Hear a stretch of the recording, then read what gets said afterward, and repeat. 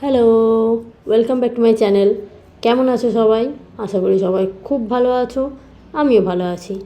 আমরা আজকে আবার একটু বেরিয়ে পড়েছি অমৃতদান ঘুরতে। তো রাষ্ট্রপতি ভবনের কাছে একটা অমৃতদান তৈরি হয়েছে, যেটা সাধারণ মানুষের জন্য এখন খুলে দেওয়া হয়েছে।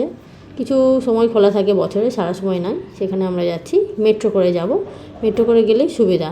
তো মেট্রোতে করে আমরা গিয়ে নামবো সেন্ট্রাল সেক্রেটারিয়েটে।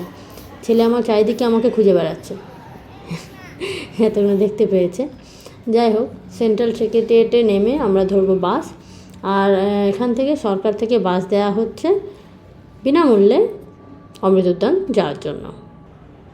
সকাল সকাল খাওয়া দাওয়া করে আমরা বেরিয়ে পড়েছি, কেননা সারাদিনের ব্যাপার না হলেও মোটামুটি দুপুরবেলাটা যাওয়াটাই বেটার। ওই টাইমটা সবার ফ্রি টাইম থাকে, আর ওই টাইমটাতে খুব বেশি ভিড়টা হবে না সেই ভেবেছিলাম। তো যাই হোক, ভিড় তাও ছিল।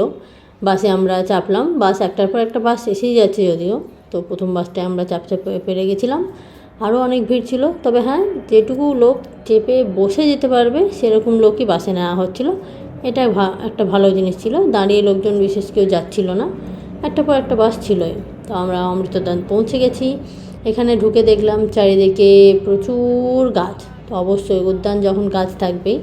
মেনলি ভেবেছিলাম হয়তো রাষ্ট্রপতি ভবনে কিছু অন্যরকম কিছু নতুন জিনিস থাকবে।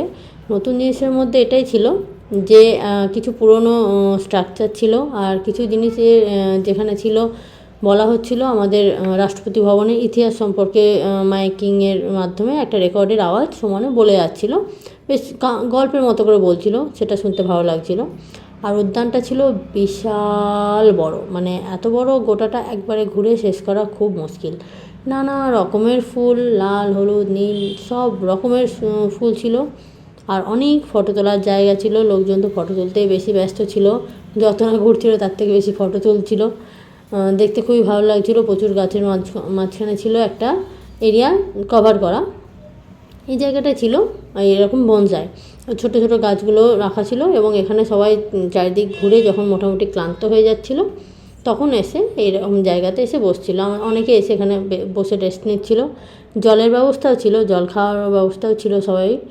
এখানে গাছগুলোর নামগুলো যদিও লেখা ছিল না, আমি চাইছিলাম যে গাছগুলোর নামগুলো লেখা থাকলে বেশ জানা যেত কী কী গাছ ছিল। বট গাছ, অশ্বত্থ গাছ তো জানা আছে, বাকি গাছগুলোর নামগুলো জানা ছিল না। সেখান থেকে বেরিয়ে দেখলাম জলের ফাউন্টেন শো। লাইট শো যদিও ছিল না, শুধু সাউন্ড অ্যান্ড ডান্স হচ্ছিলো জলের। তো জলের শোটা দেখলাম অনেকক্ষণ ধরে, এবং একটা না, 2-3টে ছিল। প্রচুর ভিড়। যেখান থেকে ফাঁকা পেলাম সেই জায়গায় দাঁড়িয়ে দেখলাম। সেখান থেকে একটু এগিয়ে গিয়ে আমরা দেখতে পেলাম রাষ্ট্রপতি ভবন খুব কাছ থেকে। তো এখানে অনেকটা রাস্তা ঘুরে ঘুরে ঘুরে ঘুরে যেতে হচ্ছিলো। চারিদিকে রাস্তা বন্ধ করে দিয়েছিলো, মানে একটা নির্দিষ্ট রাস্তা দিয়েই তুমি যেতে পারবে, যেখানে ইচ্ছা ঢুকতে পারবে না। তো সবাই সেখানেও ছবি তুলতে ব্যস্ত ছিল। এটাই সব থেকে কাছ থেকে আমরা এটাই দেখতে পেলাম। এর থেকে বেশি কাছে আমরা যেতে পারিনি রাষ্ট্রপতি ভবনের। এখানে রাস্তাটা পেরিয়ে ঘুরে যখন বেরিয়ে আসছি, তখন এদিকে আবার একটা অন্যরকম বাগান, আর খুব সুন্দরভাবে একটা জায়গা তৈরি করা ছিল। আর সেখান থেকে বেরোনোর জন্য চারিদিকে গোলাপ ফুল, লাল, সাদা, সবুজ, নানা রকম। তো খুব সুন্দর লাগছিল দেখতে। বেরিয়ে এসে আরও একটা ওয়াটারফল ছিল, আর একটা পন্ড ছিল। যদিও ওয়াটারফলের জলগুলো পড়ছিল না, কিন্তু বেশ সুন্দর জায়গাটা ডিজাইন ছিল, প্রচুর ফুল দিয়ে ঘেরা, খুব সুন্দর লাগছিল দেখতে। বেরিয়ে গেলাম এখান থেকে। তারপরে ছিল উদ্যান উৎসব ফুড কোর্ট। এখানে একটা ফুড কোর্টও রাখা আছে। অবশ্যই এতটা রাস্তা ঘুরে সবাই ক্লান্ত হয়ে যাবে, খিদে পাবে, তো সেই জন্য ফুড কোর্ট ছিল। আমরা যদিও সমস্ত লাঞ্চ করেই গেছিলাম, সেই জন্য আমাদের আর খিদে পায়নি। বেরোনোর পথে একটা ময়ূর দেখলাম। বেরিয়ে আর কিন্তু বাসের ব্যবস্থা ছিল না।